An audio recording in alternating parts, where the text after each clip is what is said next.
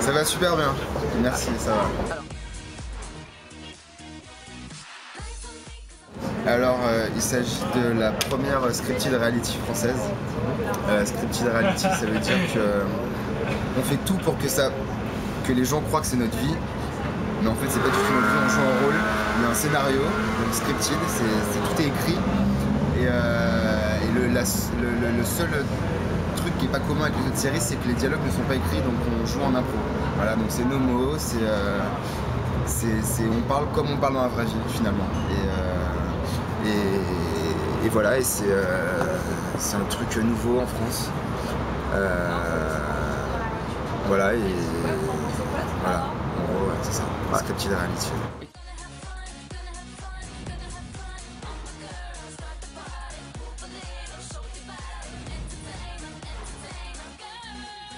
Bah si, au début c'était un peu compliqué en fait. Au début c'était un peu compliqué parce que moi j'ai été formaté à la vraie fiction pure et dure, tu vois. Donc t'es dans un cadre, tu restes dans le cadre, t'as des dialogues à apprendre une fois que tu connais ton texte. Après tu peux vraiment te concentrer sur les mots. Vraie fiction, t'as un texte, t'apprends ton texte, et après tu te concentres vraiment sur tes émotions, sur ton jeu. Que là c'était un peu dur parce qu'il fallait que tu te concentres sur l'impro, c'est-à-dire ce que tu vas dire, faut pas qu'il y ait trop de blanc, tu vois. Tu te concentres aussi sur ton jeu. Tu te concentres aussi sur les informations que tu as à faire passer dans chaque scène. Et c'est vrai qu'au début c'était un peu déstabilisant, tu vois, parce que ça fait beaucoup de choses à penser. Et en fait c'est un truc à prendre quoi. Au bout d'une semaine après ça allait, tu vois. Mais c'est vrai qu'au début c'était un peu compliqué. Mais après ça va. Et puis la liberté aussi, on avait énormément de liberté, comme c'est filmé comme une télé-réalité, tu vois. On avait énormément de liberté, on pouvait faire vraiment ce qu'on voulait dans les scènes quoi. Donc c'est vrai qu'au début c'était un peu déstabilisant. Mais tu t'y fais très vite en fait, à cette liberté et au fait de dire ce que tu veux. Bah, il s'appelle Nicolas aussi, comme moi. Il est intendant de la résidence dans laquelle les filles habitent. C'est là qu'il va rencontrer Ayam et Caro. C'est le frère de Laura, la peste. Donc lui il est intendant de la résidence, donc il s'occupe de la piscine, du courrier, de toutes les conneries à faire de la résidence. Et accessoirement il a aussi un blog sur les potins d'Hollywood et qui commence à cartonner. Au début, enfin, son truc commence à être très connu et son blog va vraiment cartonner. Ça va devenir un truc à la Perez Hilton, tu vois, et ça cartonne. C'est un mec qui est très droit, tu vois, très serviable. C'est un espèce de... C'est Zumeo qui disait ça, c'est l'auteur. C'est le boy scout, tu vois, c'est vraiment le mec gentil, serviable, toujours de bonne humeur, toujours prêt à rendre service, romantique. C'est un mec bien, en fait, c'est un mec bien. Tout l'opposé de moi, finalement. Non, c'est vrai qu'il est un peu différent de moi, mais ouais, c'est vraiment la bonne poire de la série, en fait. Vraiment, voilà. Il est cool. À un moment, il va quand même sortir les dents un petit peu, il va montrer les dents un moment, parce que voilà. Mais c'est vraiment le mec, c'est le brave gars de la série. Ouais.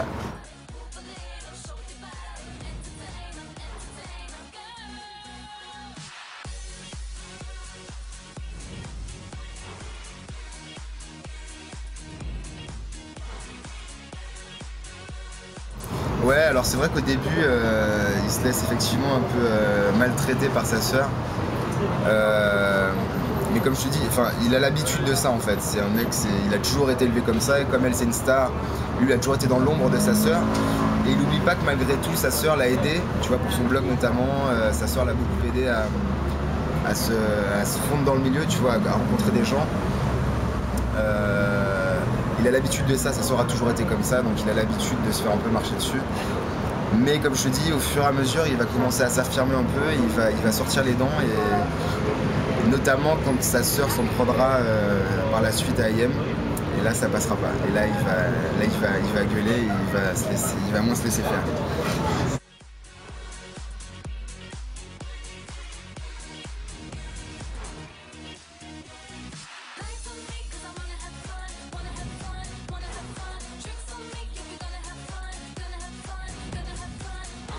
Ça je vais pas vous le dire. Ah, tu peux nous donner un indice, non? Non, bah non, il faut... déjà il est pas mort, Ouais, ça on l'a vu. Dans le dernier épisode, voilà, je dis qu'il est pas mort. Ouais. Voilà, donc déjà il est pas mort. Et maintenant, mais pour la suite, il faudra regarder.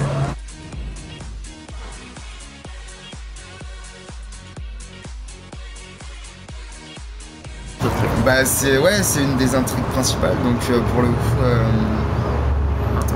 ça va traîner un petit peu, mais je peux pas trop dévoiler le truc parce que sinon il n'y a plus aucun intérêt, mais en tout cas il est pas mort, donc voilà, et il est pas mort. Faut regarder, faut regarder, et voilà. Et c'est une des intrigues principales, donc ça va durer peut-être un petit peu, effectivement. Ouais. C'est très bien passé. Au début j'avais une petite appréhension, tu vois, parce que forcément j'ai vu les 4 de télé-réalité arriver, j'ai eu une petite appréhension. Mais en fait tu t'aperçois que quand tu les connais, déjà ils sont super cool, ça s'est super bien passé, on s'est tous très bien entendus. Et puis ils sont très bons aussi dans leur rôle, ils jouent très bien. Et voilà, et malgré tout ce que les gens peuvent dire ou ce que la presse dit, c'est des gens qui sont super, qui sont très bien et avec qui je te dis franchement on s'est super bien entendus tous.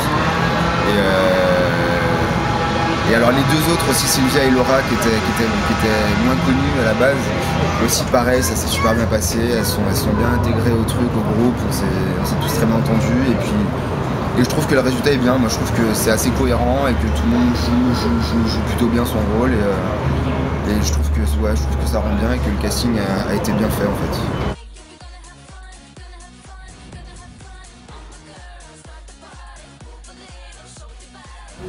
Non, bah forcément, tu vois, comme je dis, la promo, c'est vrai qu'elle a été assez axée sur ces 4-là.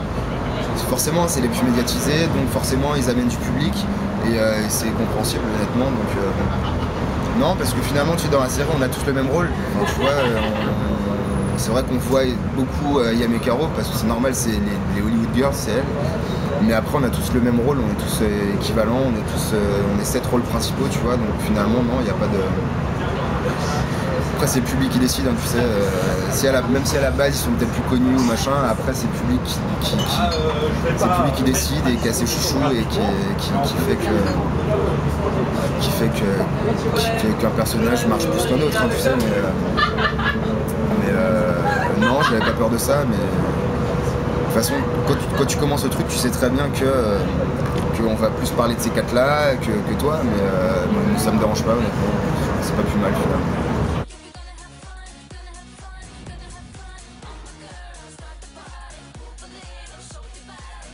Écoute, malheureusement, j'ai pas tourné avec elle. Ah ouais. Je réfléchis, mais je crois que j'ai pas une seule scène avec elle. Donc Shona Sand, honnêtement, je ne la connais pas très bien. Je l'ai croisée sur le plateau forcément, donc voilà, je la connais furtivement. Mais en tant que personne, je la connais pas plus que ça. Et alors son rôle... ce que je peux dire, c'est qu'elle est très méchante. Elle est très très méchante et Pire que ta sœur? Pire que ma sœur.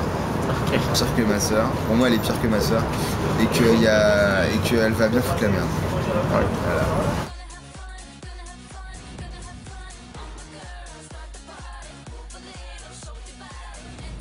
Il y a une guest. Qui va arriver après, ouais. Ouais. Grosse surprise. Surprise. Grosse surprise, ouais.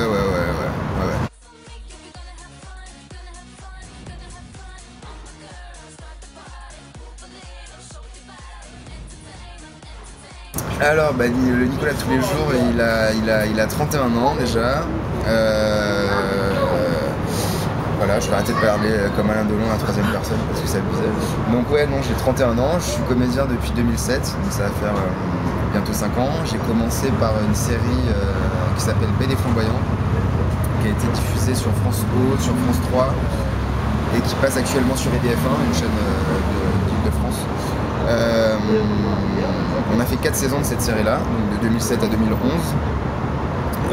Après, j'ai fait aussi...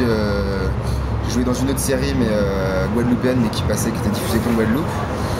Et donc là, depuis janvier, là, je suis sur Hollywood Girls. Voilà. Puis mon parcours, ça a été un parcours assez atypique parce que j'avais envie de faire comédien depuis tout petit, mais j'ai vraiment pas, j'ai pas fait le chemin normal pour faire comédien en fait. Donc j'ai été un peu au bon endroit au bon moment. Et voilà, c'est comme ça que je me suis retrouvé devant la caméra en fait. Mais une fois que tu as goûté à ça, en fait, c'est vrai que c'est dur de s'en passer après. Parce que vraiment, le virus de la comédie, c'est un truc énorme. Franchement, c'est vraiment énorme. Donc j'espère que ça va durer encore très longtemps parce que j'adore ça vraiment, c'est vraiment ma passion. Et voilà. Écoute, une saison 2 d'Hollywood Girls, c'est très bien, on croise les doigts, tu vois, donc ça ce serait classe. Et sinon, là j'ai écrit une série avec un ami réalisateur. On a tourné le pilote la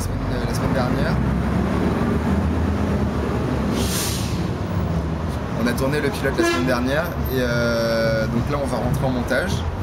Et une fois que ce sera fini de monter, on va essayer de le présenter à des prods pour essayer de le vendre. Voilà. Ça ce serait bien.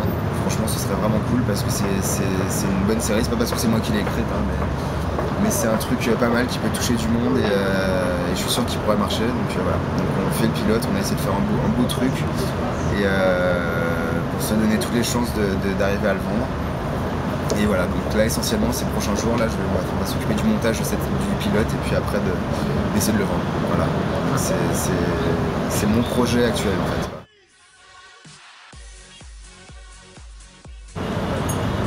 Pas vraiment. Non, après je te dis, il faut pas dire, tu vois, faut jamais dire jamais. Hein.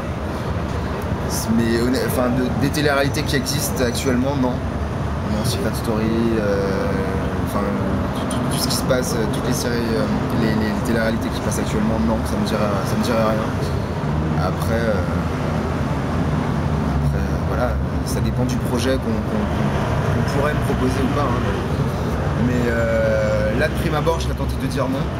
Après, voilà, on sait pas.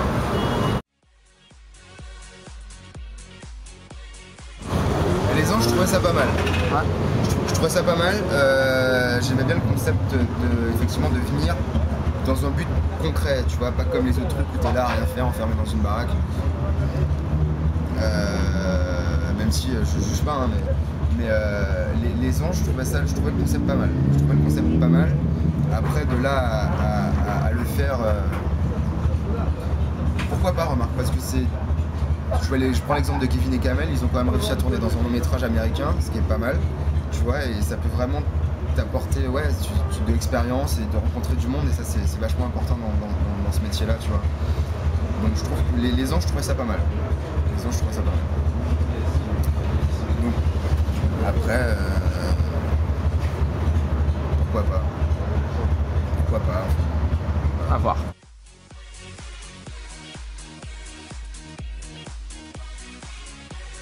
Dès que tu interviews un comédien, je pense qu'il va te dire la même chose. Hein. Mon rêve ultime serait le cinéma, forcément. Tu vois, j'adorerais avoir mon nom sur une affiche de cinéma. Ça, ouais, ce serait vraiment le rêve ultime. Mais après, tu vois, je reste assez terre à terre. Et puis, déjà, ce que je kifferais, c'est continuer à vivre de ça, à vivre de ma passion. Et ça, j'aimerais bien que ça dure encore longtemps comme ça, de pouvoir. Voilà, faire plein d'autres rôles, explorer plein d'autres voies et enfin tu vois plein de rôles différents, ça, ce serait cool, franchement ce serait cool. Mon rêve entre guillemets, ouais, ce serait ça, de continuer comme ça et d'arriver à en vivre et puis m'éclater dans mon boulot et de rencontrer des gens super et voilà.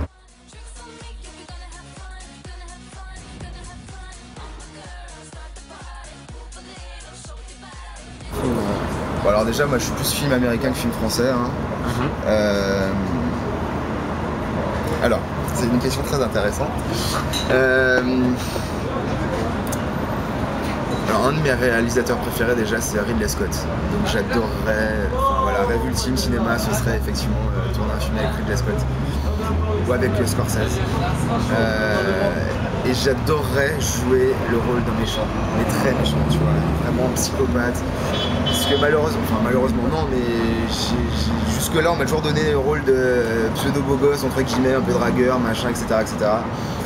Et c'est vrai que j'aimerais beaucoup gommer ça et avoir un rôle, tu vois, de méchant, tu vois, et m'en les dire vraiment beaucoup, tu vois, et j'adorerais ça en fait, et jouer le rôle d'un méchant. Et je sais pas, genre il y a un méchant qui m'a vraiment marqué, c'est Daniel Day-Lewis dans Gangs of New York. Je sais pas si t'as vu, enfin quand il fait le boucher avec ses couteaux, c'est un truc de ouf. Franchement c'est un truc de malade, sa prestation elle est magique. J'adorerais faire un truc comme ça, tu vois. Le mec dans Jack Nicholson dans Shining aussi, j'adorerais jouer un psychopathe, mais un truc, mais voilà. J'aimerais beaucoup faire du théâtre aussi. J'ai jamais fait de théâtre malheureusement, et j'aimerais beaucoup faire du théâtre parce que t'as une liberté au théâtre que t'as pas dans la télé, et j'adorerais faire du théâtre aussi.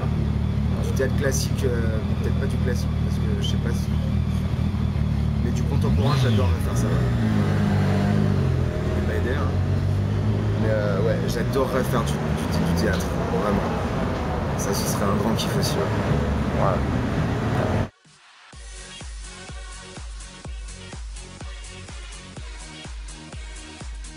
Bah écoute, sur mon Facebook, j'ai mon Facebook Nicolas Suret, c'est moi qui m'en occupe, c'est moi, voilà, donc les gens peuvent me suivre là-dessus. Sur mon Twitter aussi, Nicolas Suret, tout attaché. Voilà, c'est aussi moi. Et puis j'ai une page comédien aussi sur Facebook, Nicolas Suret, pareil. C'est moi qui le gère avec deux amis, Léa et Cathy, et voilà. Donc c'est là qu'on peut suivre mon actu pour l'instant.